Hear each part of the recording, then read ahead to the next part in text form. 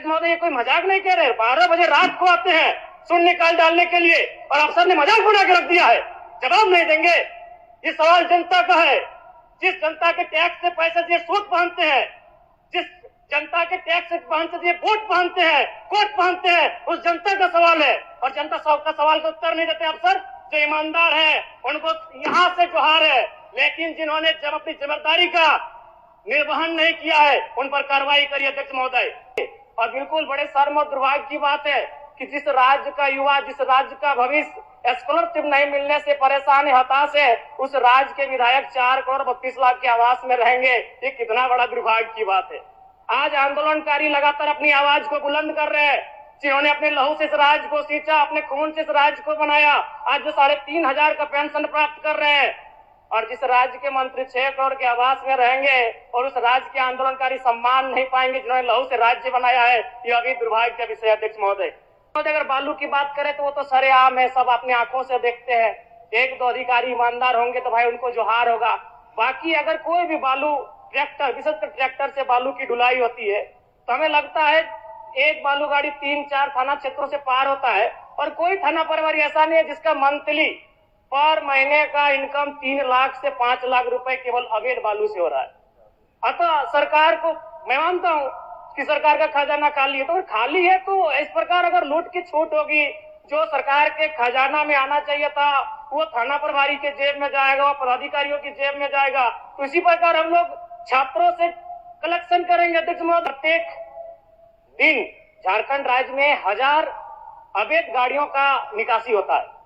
यदि एक कोयले की गाड़ी में 50 टन कोयला मान ले और 1 टन का मूल्य अगर 5,000 रुपए मान ले तो 25 करोड़ रुपए एक दिन का होता है। अगर 365 से गुना करते हैं तो 9,125 करोड़ रुपए होता है अध्यक्ष महोदय, यानी लगभग 9,000 करोड़ रुपए, जो कि आपके अनुपूरक बजट से ज्यादा होता है। यानी कोयलांचल से इतनी अवैध मात्रा में कोयला का कारोबार हो रहा है, अगर उस पर सरकार नियंत्रण कर ले तो आपका एक अनुपूरक बजट के बराबर वो राशि होती है, वो राजस्व आपको फायदा होगा। के पक्ष में मेरा सवाल बजट बनाने की प्रक्रिया पर है। जब विभागों ने 13,400 करोड़ रुपए का मांग किया है तो फिर मात्र 7,721 करोड़ का बजट क्यों लाया गया? सबसे बड़ी बात, 8 महीना बीत जाने के बाद भी मात्र 42% राशि खर्च हो पाया है, तो फिर अनुपूरक बजट की आवश्यकता है क्यों? और कहीं ऐसा सच तो नहीं कि सरकार का खजाना खाली है? और यदि सरकार का खजाना खाली है तो सरकार राजस्व प्राप्त करने के लिए क्या कर रही है? अध्यक्ष महोदय, जमीन की रजिस्ट्री में करोड़ों अरबों का राजस्व हानि हो रहा है। किसी जमीन की कीमत यदि 1 करोड़ होता है तो कागज में दिखाया जाता है 25 लाख। सरकार को राजस्व मिलता है 25 लाख पर और काला धन का इस्तेमाल होता है 75 लाख पर। महोदय, अगर मेरी बात पर आपको संदेह है तो किसी भी इस राज्य में अगर किसी भी बड़ा भूखंड, एकड़ों का भूखंड अगर उसका खरीद बिक्री हुआ है तो आप उसकी एसीबी के माध्यम से जांच करवा ले, दूध का दूध और पानी का पानी हो जाएगा। और चोरी साफ नजर आया है अध्यक्ष महोदय, कई आईएएस अधिकारी जेल की यात्रा कर चुके हैं। अध्यक्ष महोदय, मैं कोयलांचल से आता हूं और ईडी, जांच एजेंसी और तमाम न्यूज चैनल्स रिपोर्ट की मानी तो प्रत्येक दिन झारखंड राज्य में 1000 अवैध गाड़ियों का निकासी होता है। यदि एक कोयले की गाड़ी में 50 टन कोयला मान ले और 1 टन का मूल्य अगर 5,000 रुपए मान ले तो 25 करोड़ रुपए एक दिन का होता है। अगर 365 से गुना करते हैं तो 9,125 करोड़ रुपए होता है अध्यक्ष महोदय, यानी लगभग 9,000 करोड़ रुपए, जो कि आपके अनुपूरक बजट से ज्यादा होता है।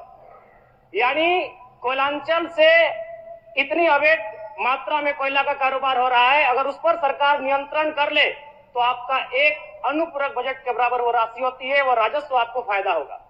अध्यक्ष महोदय, अगर बालू की बात करें तो वो तो सरेआम है, सब अपनी आंखों से देखते हैं। 1-2 अधिकारी ईमानदार होंगे तो भाई उनको जोहार होगा। बाकी अगर कोई भी बालू ट्रैक्टर, विशेषकर ट्रैक्टर से बालू की ढुलाई होती है तो हमें लगता है एक बालू गाड़ी 3-4 थाना क्षेत्रों से पार होता है और कोई थाना प्रभारी ऐसा नहीं है जिसका मंथली पर महीने का इनकम 3 लाख से 5 लाख रुपए केवल अवैध बालू से हो रहा है।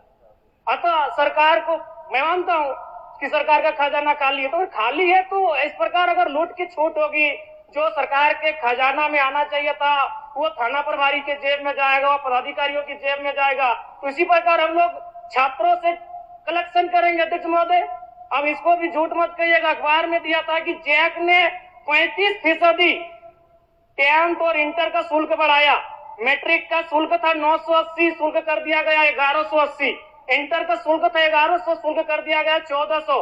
मैं तो सबसे पहले कहूंगा कि जो शुल्क पुराना था अविलंब शुल्क बढ़ोतरी पर रोक लगाया जाए। अध्यक्ष महोदय, आज छात्रवृत्ति नहीं मिला है छात्रों को। आज राज्य सरकार और केंद्र पक्ष वाले यानी विपक्ष वाले एक दूसरे पे दोषारोपण कर रहे हैं। इस दोषारोपण के बीच इस राज्य का भविष्य क्यों उलझेगा अध्यक्ष महोदय? आज 2 वर्षों से छात्रवृत्ति नहीं मिल पाई है, इसका निराकरण होना चाहिए। और बिल्कुल बड़े शर्म और दुर्भाग्य की बात है कि जिस राज्य का युवा, जिस राज्य का भविष्य स्कॉलरशिप नहीं मिलने से परेशान है, हताश है, उस राज्य के विधायक 4 करोड़ 32 लाख के आवास में रहेंगे। ये कितना बड़ा दुर्भाग्य की बात है। आज आंदोलनकारी लगातार अपनी आवाज को बुलंद कर रहे हैं, जिन्होंने अपने लहू से इस राज्य को सींचा, अपने खून से इस राज्य को बनाया। आज जो 3,500 का पेंशन प्राप्त कर रहे हैं, और जिस राज्य के मंत्री 6 करोड़ के आवास में रहेंगे और उस राज्य के आंदोलनकारी सम्मान नहीं पाएंगे जिन्होंने लहू से राज्य बनाया है, यह अभी दुर्भाग्य का विषय। अध्यक्ष महोदय, चाहे मान्य सदस्य सबको एक्स्ट्रा टाइम मिला, इसमें संक्षिप्त करिए। चलिए ठीक है। अध्यक्ष महोदय, बड़े सौभाग्य से हम 2 मंत्रियों के बीच में आते हैं। 32 और 34 दोनों साथ बैठे हैं, हमेशा यही साथ बैठे, हमारी शुभकामनाएं। एक ही कुर्सी में बैठे हैं और दोनों के बीच हम आते हैं 33। एक बार भी मंत्री महोदय मेरे विधानसभा में गए नहीं। क्यों नहीं गए? योजना ही नहीं है, इनका दोष नहीं है। मेरे विधानसभा में कोई नई योजना, किसी के विधानसभा में मंत्री पद का कार्य क्या है? सिर्फ अपना विधानसभा नहीं होता है, कम से कम साल भर हो चुका है। एक विधानसभा तो इनको विजिट करना चाहिए था, अपने पड़ोस के जिले को तो विजिट करना चाहिए था। तो ये तो सच्चाई है अध्यक्ष महोदय। दूसरी बात, आलिम फाजिल की परीक्षा जैक द्वारा संचालित होती है, किंतु वर्तमान में सहायक आचार्य की नियुक्ति में प्रमाण पत्र की वैधता को खत्म कर दिया गया है। और सबसे महत्वपूर्ण बात अध्यक्ष महोदय, जैसा कि अखबार के माध्यम से हम सभी ने पढ़ा कि विभाग सवालों का उत्तर नहीं दे रहा है। अध्यक्ष महोदय, शून्यकाल में कल रात्रि 12 बजे नीरा मैडम और मंगल कालीन का झगड़ा हो गया। एक दिन राजा साहब और हमारी गाड़ी का टक्कर हो जाता, इतना रफ्तार में आए, बोले कि राजा साहब को तो शून्यकाल डालने नहीं देंगे, इनसे पहले हम जाएंगे। अध्यक्ष महोदय, ये कोई मजाक नहीं कह रहे। 12 बजे रात को आते हैं शून्यकाल डालने के लिए और अफसर ने मजाक बना के रख दिया है, जवाब नहीं देंगे। ये सवाल जनता का है। जिस जनता के टैक्स से पैसे से सूट पहनते हैं, जिस जनता के टैक्स से पहनते वोट पहनते हैं, कोट पहनते हैं, उस जनता का सवाल है। और जनता सबका सवाल का उत्तर नहीं देते अफसर। जो ईमानदार है उनको यहाँ से जोहार है, लेकिन जिन्होंने जब अपनी जिम्मेदारी का निर्वहन नहीं किया है उन पर कार्रवाई करिए। अध्यक्ष महोदय, 12 बजे रात को हम लोग सवाल डालते हैं। चलिए मान्य सदस्य।